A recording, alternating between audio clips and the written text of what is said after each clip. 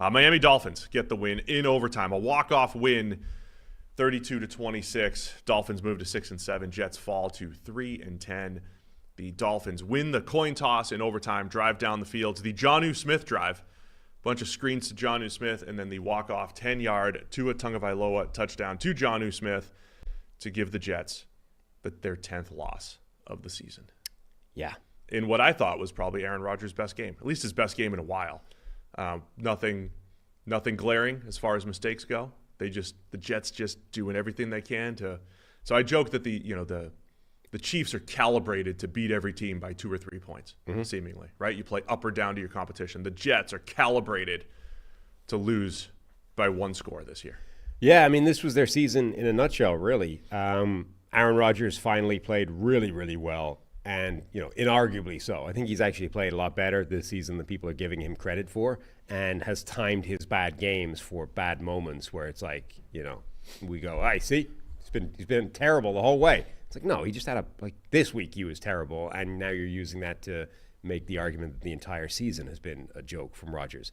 Anyway, he finally plays really well. He gets his first 300-yard passing game since December 2021. Finally got it. Right. So Rodgers, it looks great. He passes for over 300 yards. Both Davante Adams and Garrett Wilson look amazing. They go over 100 yards.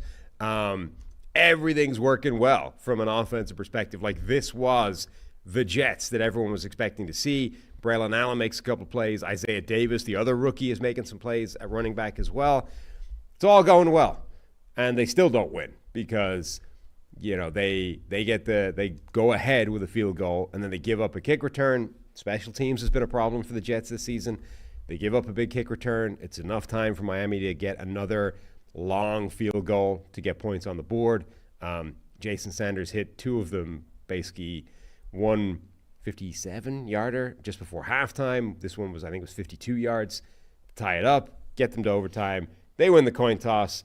Methodical drive all the way down, touchdown. So, yeah, I mean, really, this is the Jets season, right? They finally had the game where everything actually worked, and they still lost. Yeah, that's good. Well summed up. They, I thought that this was the best Jets offensive game, at least, in a while. Garrett Wilson, Davante Adams, both making big plays. They converted a big 4th and 4 in the second quarter, so there was some aggressiveness there. Converted plays when they needed to. There's, it's like you leave a little bit of meat on the bone at the end of the game. But they did what they needed to do, right? They took the 3-point lead before the long kickoff return and then the game-tying 52-yarder. So, and even at the end of the game, I mean, it looked like they were completely butchering that final drive, and they clearly made some mistakes. Still kicked the field right, goal. but got the field goal. Like, okay, maybe they didn't chew up clock that they would have chewed up otherwise, but they got themselves into field goal range initially. They then lost yardage. They got a big tackle for loss, and then Rodgers took a terrible sack. Yep. Suddenly it's 3rd and 21. Zach Sealer made a really, really nice play for Miami there. Got the pressure. Looked like Rodgers might be able to get out of it, and then just a strong grip by a big guy made sure he didn't.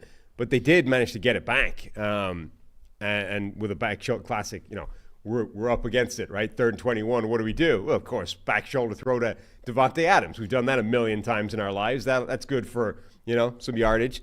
So they did get that back, got the field goal to take the lead with 52 seconds. You're like, it's a pretty good shot. And then they just gave it up with a big kick return. Dude, trucked the kicker. It was great. Big return. Dolphins get into field goal range, get the 52-yarder to send it to overtime. And like I said, they ran 3 screens in a row, 2 to Jonnu Smith to drive down the field. And I thought Tua's game-winning touchdown was absolutely pinpoint, fantastic throw to Jonnu in the end zone. And this was, so Jonnu Smith, coming into this game, had 30 targets in the last 3 weeks, didn't have any in regulation. And then got to overtime, and it's like, okay, it's Jonnu Smith time. Break glass in case of emergency, and Jonnu Smith is in there. And the whole drive was just Jonnu Smith making plays. Is he the new Brian Edwards? Overtime and overtime in fourth quarter. Again, I thought Miami coming off of their loss to Green Bay on Thanksgiving night and looked good again at home offensively. Tua not pressured at all. 2.1 time to throw, so he's got that quick release. Again, protecting He only got hit. I think he only got knocked down maybe once. The Jets writers were sort of making this point, like, where's the pressure?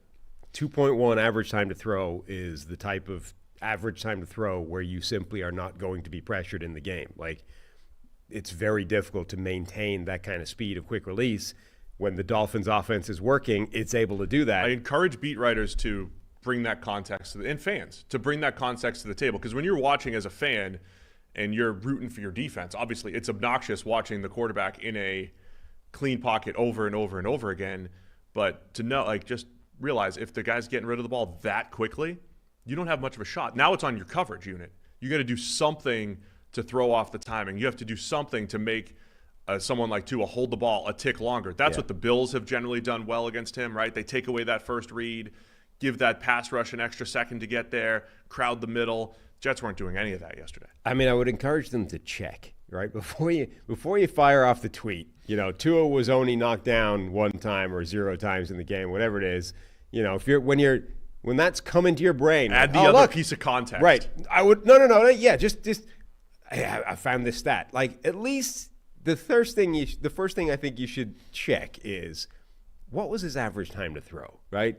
Because those things are very closely related. Like, if I'm about to fire off this tweet, I want to at least check that I'm not being an idiot when I do so by seeing if it was a reasonable thing to ask them to get to him at all in the game. So I think, like, because that's what I did. Like, they immediately tweeted, Tua knocked down only once or 0 time, whatever it was. They said 0 times. I think there was at least one in there. But so the first thing I did is, okay, what was his average time to throw? Like 2.1 seconds. I think it was under 2.1 at the time.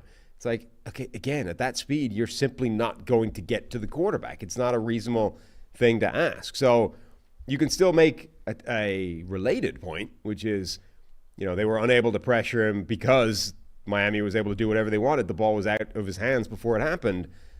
But the aim is different, right? You're not aiming it at the pass rush, being like, hey, where were you guys? You know, how come you didn't show up in this important game?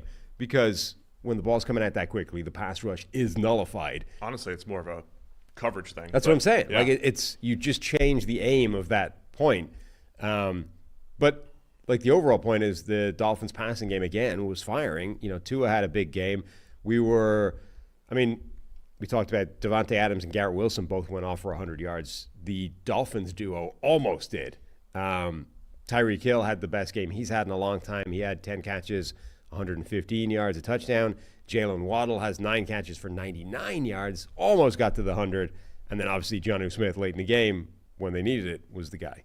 Yeah, and just one more reminder, I think, for our new listeners, or, you know, newish listeners and viewers, that whole time to throw stat, when you're looking at that, it's not an offensive line thing. It is a QB-driven stat, and that's where Tua shines. Like, his ability to get rid of the ball extremely quickly, make great decisions, anticipate. He was on point with all of that. Dolphins had very small margin for error, man. Like, they came back, they were down 8. They get the touchdown to Tyreek Hill on a little slot out, and basically run the same play on the 2-point conversion. Needed to get the 2-point just to tie it up. Tua hits that with to Jalen Waddle, the 2-point conversion. That would have put him up over 100 yards. But yeah, I think, you know, Dolphins offense looking pretty good, and they did it without a run game. The Jets' run defense has not been good this year, and the Dolphins basically didn't get much going on the ground. So for a game that didn't mean much for the Jets, they're officially eliminated from the playoffs, by the way. But yes, a really good AFC East battle. The Dolphins still alive here. And, you know, at some point they're going to have to beat a good team to make this little playoff push. But right now, 6-7 and still alive for that 7 seed. Just about. How close are we here? They're at 8, the Broncos, right? 8 wins. Dolphins are 6-7, Broncos 8-5 coming out of the bye. So you got 2 games. Same with the Chargers. So 6 and 7 seed are both 8-5 after last night. Oh, and the Chargers. Okay, so you got 2 teams you could try to catch. And then the Colts are between them and Miami somewhere, right? Yeah, Dolphins got to do something special down the stretch here. And they can't solve it in this week. But all they could do this week. Classic run by the Dolphins, right? They're going to beat the Patriots, the Raiders, and the Jets, and in between they're going to lose to the good team, the Packers, on the road. That's just how the Dolphins operate the last 2 years. Exactly. All they could do this week is simply stay alive, right? The outcome of this game was going to be meaningless for them because it played into all the narratives anyway, right? They could only beat bad teams, and they can't play in the cold or in conditions. Well, none of those things was on the line this week because the Jets stink and the conditions were fine. So all you could do is win the game, get out of there, and stay alive mathematically. And that's what they did. Dolphins are going to finish up at the Texans next week, home against the 49ers, and then at Cleveland in, I think that's Thursday night game, looks like. Oh, that's a Sunday night game right now? And then at the Jets again, last week of the season. So see what they can pull off here. Thanks for watching all the way to the end of our video. For more great content, click here to subscribe and here to watch another video. We'll see you again soon.